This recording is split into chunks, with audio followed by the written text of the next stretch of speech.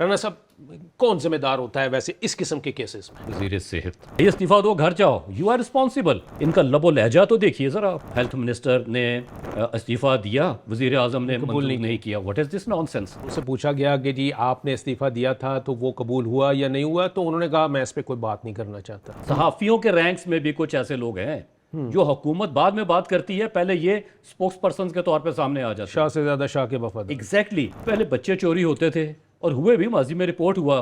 तो इससे बड़ा भी कोई जुल्म होगा?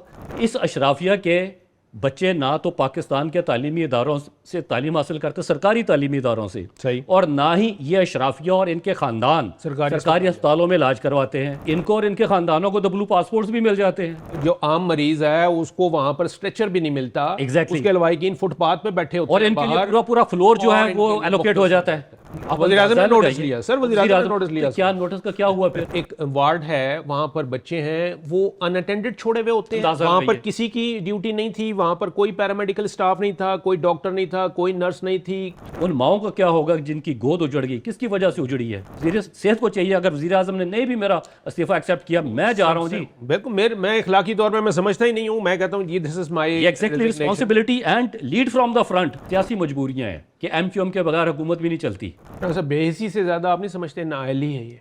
सर, नाअहली इस हद तक पहुंच गई है कि वो बेहिसी में कन्वर्ट हो चुकी है।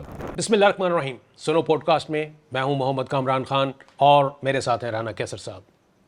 नाजरीन, इस्लामाबाद के सबसे बड़े सरकारी अस्पताल में आग लगने का वाक़या हुआ। 14 नौमौलूद बच्चे जान से गए। वो बच्चे जिनकी उम्र 2 दिन से ज़्यादा नहीं थी, ना वो बोल सकते थे, ना चीख सकते थे, ना किसी को मदद के लिए पुकार सकते थे।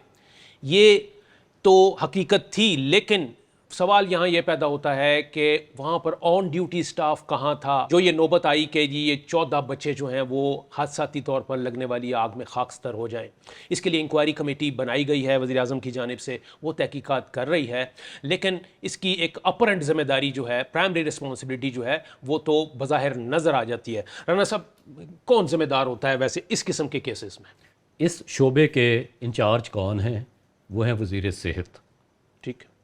और वज़ीर सेहत जो हैं, अगर वो ज़िम्मेदारी नहीं लेते, उन्होंने बज़ाहिर तो कह दिया कि जी मैं अपने आप को अकाउंटेबिलिटी के लिए पेश करता हूँ, तो भाई इस्तीफ़ा दो, घर जाओ, यू आर रिस्पॉन्सिबल। अभी कल से सोशल मीडिया पे इनकी एक पुरानी वीडियो भी वायरल हुई है जी जी। जब ये कराची के मेयर थे। इनका लबो लहजा तो देखिए ज़रा आप जी। और कल भी आप देखिए कि जिस अंदाज में ये बात कर रहे थे। और कुछ दिन पहले इस्लामाबाद में कुछ मीडिया पर्सनस के ऊपर ही वॉज येलिंग। जी जी, ये इट्स अच्छा, क्या जो वुज़रा हैं, जो लोगों के नुमाइंदे हैं, उनका ये रवैया होता है कामरान साहब? और ऐसे मौके पे बिल्कुल। और देखें, वहाँ पे लोगों के घर सफ़े मातम बिछ गई, माओं की गोद उजड़ गई। और अभी कमेटियाँ बनेंगी, इंक्वायरी होगी। Apparently on the face of it एक सेक्रेटरी हेल्थ जो है उसको आपने सस्पेंड कर दिया। ओके फाइन, आपने कोई पैगाम तो दिया। लेकिन दुनिया के बहुत सारे ममालिक में कामरान साहब ऐसे वाक़यात हुए, यानी कुछ ऐसे अफ्रीकन कंट्रीज़ हैं, हमारे पड़ोस में हैं, कुछ यूरोपियन कंट्रीज़ हैं, वो जो मिनिस्टर्स थे उन ममालिक में, उन्होंने इस्तीफ़ा दे दिया।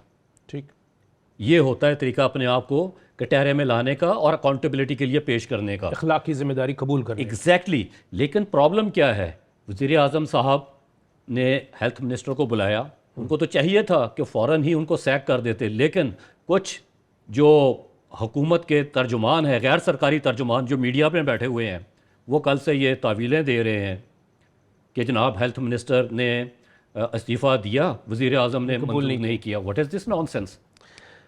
अच्छा, एक प्रोग्राम में वो बैठे हुए थे मीडिया के सामने, और उनसे पूछा गया कि जी आपने इस्तीफ़ा दिया था तो वो कबूल हुआ या नहीं हुआ, तो उन्होंने कहा मैं इस पर कोई बात नहीं करना चाहता। अंदाज़ा लगाइए। नहीं, चले, उनका तो यही बनता है कि जी मैं क्यों बात करूं अगर उन्होंने इस्तीफ़ा दिया। नहीं, लेकिन मैं कह रहा हूं इस्तीफे वाली बात पसंद नहीं आई। हमारे हमारे हमारे रैंक्स में भी, सहाफ़ियों के रैंक्स में भी कुछ ऐसे लोग हैं जो हुकूमत बाद में बात करती है, पहले ये स्पोक्स पर्सन के तौर पे सामने आ जाते हैं। शाह से ज़्यादा शाह के वफादार। एग्जैक्टली।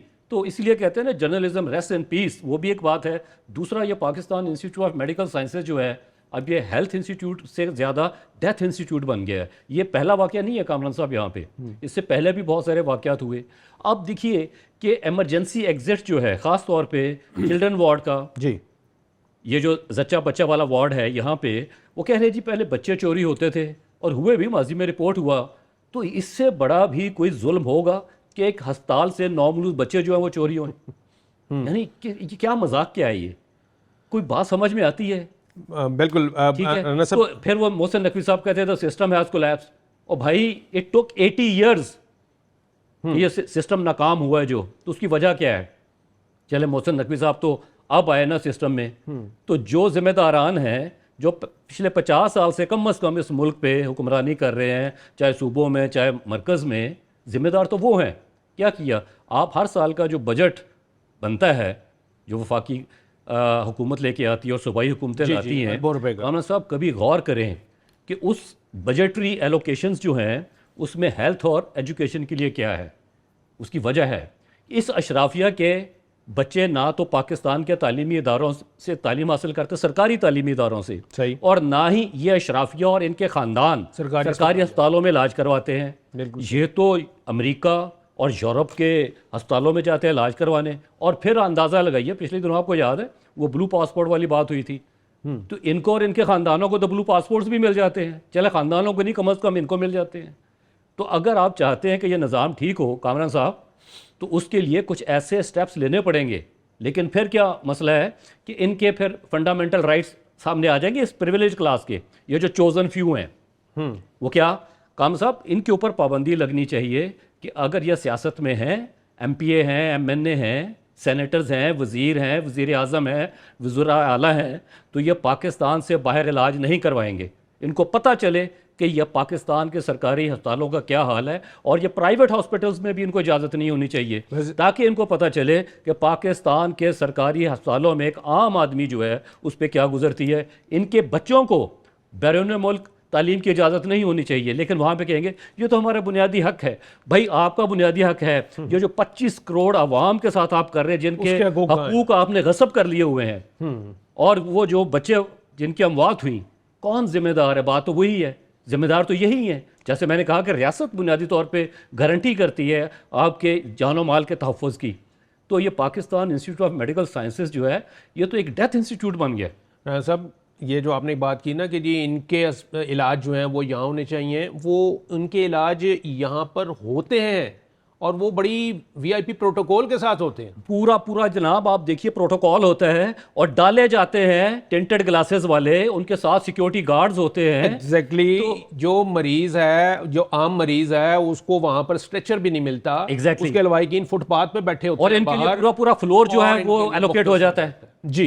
तो इससे बड़ी बदकिस्मती किसी कौम की, किसी मुआशरे की क्या हो सकती है? आप राना साहब कह रहे हैं कि जी वो यहाँ भी करवा लेंगे। अच्छा, उनके लिए तो यही मिलेगा। आपको याद है कि जब इमरान खान को हॉस्पिटल लेके जाना था तो पता चला जी कि उनको इसी Pakistan institute of medical sciences में लाया गया, तो 2-3 दिन के बाद गालबन एक रिपोर्ट मंजर आम पे आ गई, तमाम मीडिया में आई कि वहाँ का जो कार्डियोलॉजी डिपार्टमेंट है वहाँ पे CT एंजियोग्राफी वाली जो मशीन है वो ख़राब है, वो गैर फाल है। बिल्कुल, वज़ीर-ए-आज़म ने नोटिस लिया सर, वज़ीर-ए-आज़म ने नोटिस लिया। क्या नोटिस का क्या हुआ फिर? क्या वहाँ के एग्जीक्यूटिव डायरेक्टर को सस्पेंड किया गया? क्या उस डिपार्टमेंट का जो हेड उससे पूछा गया कि भाई ये क्यों ख़राब है और कितने अरसे से ख़राब है? क्या उस वक्त ये सेक्रेटरी जो सेहत के हैं इनसे पूछा गया?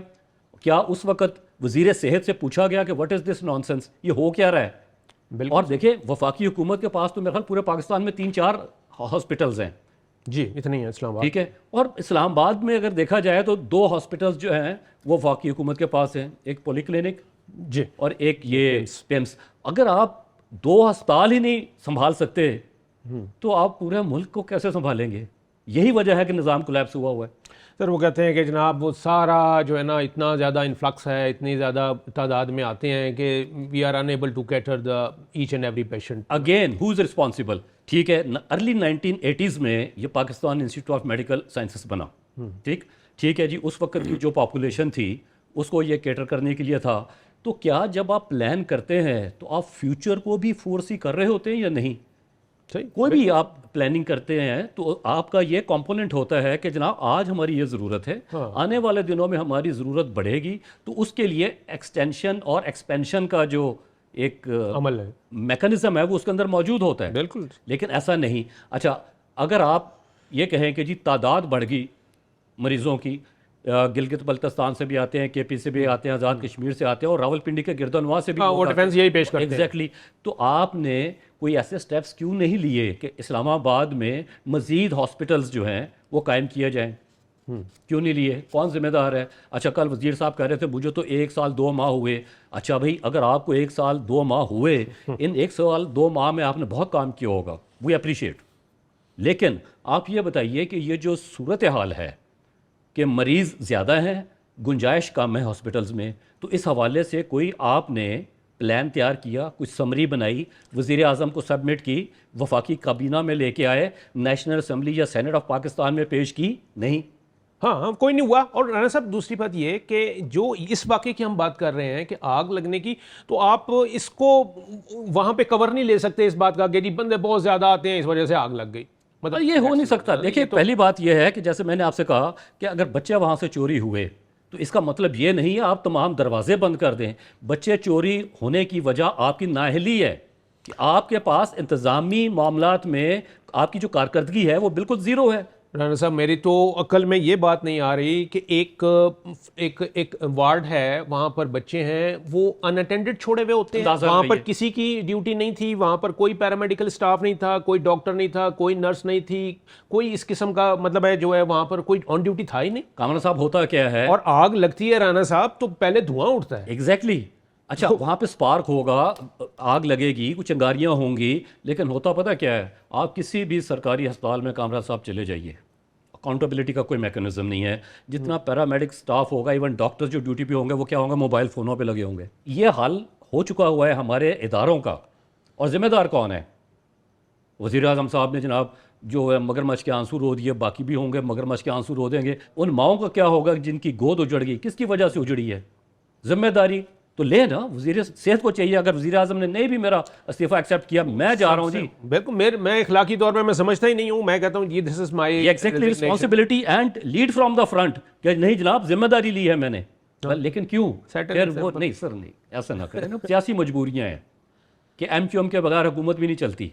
अच्छा राणा साहब, ये वाला वाक़या हुआ, अब कल सारा दिन आपने देखा कि जी रिपोर्टिंग मीडिया हम लोग भी करते रहे इस पर रिपोर्टिंग। इससे पहले भी तो पूरी एक हिस्ट्री है, सिर्फ पिम्स की नहीं मैं बात कर रहा, बहुत सारे हॉस्पिटल्स का है, लाहौर कराची का बल्दिया टाउन देख लीजिए, कराची है जी। और ये इवन ये मतलब जहाँ जहाँ इतनी इस तरह से आग लगती है और इंसानी जानें ज़ाया होती हैं, नुकसान होता है, तो कोई सबक नहीं सीखा जाता। सबक कैसे सीखा जाए? सबक इसलिए नहीं सीखा जाता कि कैफर किरदार तक नहीं पहुंचाया जाता। कमीशंस बन जाएंगे, कमेटीज़ बन जाएंगी, उनकी रिपोर्ट्स बाज़ औक़ात तो आती ही नहीं है, रादर अक्सर नहीं आती सामने, और अगर कोई आ भी जाए उस पर कभी अमल दरामद नहीं होता। ये मीडिया पे भी लोग शोर मचा रहे हैं, चलेगा, सोशल मीडिया पे भी चल रहा है, 2-3 दिन के बाद कोई और वाक़या होगा, ये दब जाएगा, इससे मे भी अल्लाह ना करे कोई इससे बड़ा वाक़या हो गया तो तवज्जो सारी उधर चली जाएगी। वो कह रहे ठीक है यार, इनका कथारसिस हो रहा है, होने दो, ये वेंट आउट कर रहे हैं अपने जज्बात को, होने दो। ये भी एक स्ट्रेटजी होती है कि let them went out their feelings. तो ये बेहिसी है। सर बेहिसी से ज़्यादा आप नहीं समझते नाअहली है ये? सर नाअहली इस हद तक पहुंच गई है कि वो बेहिसी में कन्वर्ट हो चुकी है अब। मतलब नाअहल भी हैं और उसका एहसास भी नहीं। हॉस्पिटल मैनेजमेंट भी एक साइंस है कि जो शख्स हॉस्पिटल मैनेजमेंट में है, उसकी एडमिनिस्ट्रेशन को रन करता है, उसकी क्या क्वालिफिकेशन होनी चाहिए। फिर दूसरा, पॉलिटिकल इंटरफेरेंस कितनी है सरकारी इदारों में। पॉलिटिकल इंटरफेरेंस इतनी ज़्यादा है कामरान साहब, पॉलिटिकल अपॉइंटीज़ होते हैं वहाँ पे। बिल्कुल, ये पॉलिटिकल अपॉइंटीज़ पे मैं आपको बात बताऊं कि इनकी जो एडमिनिस्ट्रेशन है उसमें हमारे सामने तो नाम आ रहा है ना, सिर्फ ईडी का एग्जीक्यूटिव डायरेक्टर का। सर उनके नीचे डिप्टी एग्जीक्यूटिव डायरेक्टर भी हैं, डिप्टी डायरेक्टर हैं, असिस्टेंट डायरेक्टर्स हैं। ये एक पूरी एक हायरार्की है जो वहाँ पर मौजूद है, और उसमें नॉन प्रोफेशनल लोग जो हैं वो भी शामिल हैं जो कि पॉलिटिकल अपॉइंटीज़ हैं। जी, तो कौन करता है?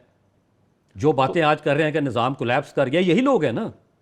ऐसे ही, बिल्कुल ये सही है। मतलब है तो वो अब फिर ऐसा ही होना चाहिए ना राणा साहब कि अगर ये हो गया, चलो आप, मैं कहता हूँ कि एक एग्जाम्पल तो सेट करें। आपने वज़ीर आज़म साहब ने वैसे वो कहते हैं कि जी मीटिंग हो रही थी, उन्होंने सेक्रेटरी सेहत को उसी वक्त कहा कि जी आप बाहर कमरे से बाहर चले जाएं। कमरे से बाहर चले, ठीक है, गुस्सा होगा वज़ीर आज़म को, बिकॉज वज़ीर आज़म ने अपने आप को जिम्मेदार समझा, चलें मैं मुझे बात एक्शन कर रहा लेना हूं, चाहिए। उन्होंने एक्शन लिया। अच्छा, लेकिन बात फिर मैं उसी पे आऊँगा कि जी वो जो सोशल मीडिया और हमारे मीडिया पे बैठ के जो हिज मास्टर्स वॉइसेस जो हैं वो कह रहे जी उन्होंने तो इस्तीफ़ा दिया था, वज़ीर आज़म ने मंजूर नहीं किया। मतलब क्या रहा है आप ये वही बात है कि किसी के जख्मों पर मरहम रखने की बजाय आप उसके ऊपर नमक छिड़कते हैं। एग्जैक्टली आप वो दर्द महसूस नहीं कर रहे कि जो उन माओं ने महसूस किया, जिस तकलीफ से वो गुजर रही हैं। बिल्कुल जी, एक इतना मतलब है कि बड़ा एक देखें, सान्या है। मतलब है माएँ जो हैं वो एक दुख झेलती हैं, साथ एग्जैक्टली उसको वो एक इंक्यूबेट हार्ट रेंचिंग सिचुएशन है। एग्जैक्टली लेकिन और फिर उसके जब ऊपर उसकी खुशी मिलती है सब, मतलब एक डिलीवरी हो गई, एक खुशी मिलती है, एग्जैक्टली तो उसको इस तरीके से जनाब जी, इतने गमनाक तरीके से जो है ना वो मतलब है कि ये सोच के ही जो है ना वो इंसान दिल बर्दाश्त नहीं कर सकता। लेकिन ये यानी इंसानियत से गिर चुके हुए लोग हैं जो इस वक्त डिफेंड कर रहे हैं सिचुएशन को। इसको आप डिफेंड नहीं कर और राना सकते। साहब हादसात होते सारी हैं दुनिया में होते हैं, जी, सारी दुनिया में लेकिन होते उसके हैं, ऊपर इस लेकिन तरह बैठ के आप लोगों के जख्मों को कुरेदते नहीं है, उस पर नमक नहीं फेंकते। बिल्कुल। और हादसात मतलब है कुछ जिसे कहते हैं ना कि वो खुदाई तौर पे हो गया, देखिए बहुत नेचुरल सारी हो चीजें हैं, गया, नेचुरल चीजें हो कैलामिटी गई, होती हो हैं। गई हैं। ये नहीं हम कहते कि शॉर्ट सर्किट जो है लेकिन वो नहीं होता, हो जाता है। आपकी नहेली से अगर ये चीज Exactly. हो रही है तो फिर वो कुदरती आफत नहीं है। आफत नहीं है। और वहाँ पे फायर एक्सटिंग्विशर्स हैं। अब वो कह रहे हैं जी वज़ीर सेहत साहब के जी वहाँ पे 26 सिलेंडर्स जो हैं वो इस्तेमाल हुए होंगे, मैं नहीं कह रहा। लेकिन वो पिछले साल गालबन एक रिपोर्ट आई थी जिसमें कहा गया था कि Pakistan institute of medical sciences में ये चीज़ें मौजूद नहीं हैं, सिक्योरिटी पैरामीटर्स जो जी बिल्कुल बिल्कुल डॉक्यूमेंटेड है ये चीज। एग्जैक्टली फिर उसके बाद वज़ीर आज़म साहब को भी एक रिपोर्टडली पेश की गई थी पिछले साल। तो क्या हुआ? नथिंग। जो आप कह रहे हैं ना कि इससे क्या होगा, होना कुछ भी नहीं है। निज़ाम कैसे ठीक होता है? निज़ाम उस वक्त ठीक होता है जब अकाउंटेबिलिटी होती है और अकाउंटेबिलिटी नज़र आती है। बिल्कुल सही है। तो वही बात है कि अभी हम देखेंगे 2 4 6 दिन ये वक्त गुजर जाएगा तो चीज़ें फिर बैक बर्नर पर चली जाएंगी, तो फिर कोई और वाक़या हो जाएगा। राना साहब इसमें मतलब हम यही कह सकते हैं कि ये एक बहुत बड़ा अलमिया था, लेकिन अगर इससे हमने कुछ नहीं सीखा, बहरहाल जी यही कहा जा सकता है कि ये अफसोसनाक वाक़या था, अलमिया है। और लेकिन वही बात कि अगर इन चीज़ों से हम आगे के लिए नहीं सीखेंगे तो ऐसे अलमिए दोबारा जन्म लेंगे।